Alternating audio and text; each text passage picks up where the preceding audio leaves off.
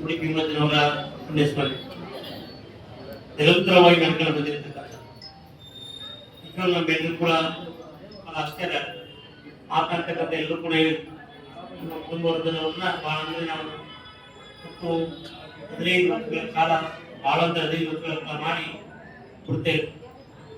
ಆದರೆ ಈ ದೇಶದ ಮತ್ತು ನಮ್ಮ ಭಾಗ ವಿಶೇಷವಾಗಿ ನಮ್ಮ ಭಾಗದ ಜನರಿಗೆ ಸ್ವತಂತ್ರ ದೊರಕಬೇಕು, ಎಲ್ಲರೂ ಕೂಡ ಸ್ವತಂತ್ರ ಜೀವಿಗಳಾಗಬೇಕು ಅಂತಕ್ಕಂಥದ್ದನ್ನ ಇಚ್ಛೆ ಮಾಡಿ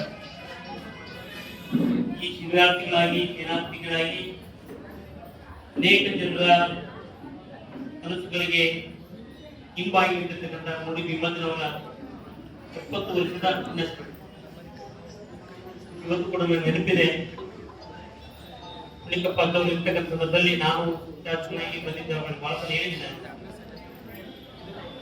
ನಿಮ್ಮಪ್ಪನು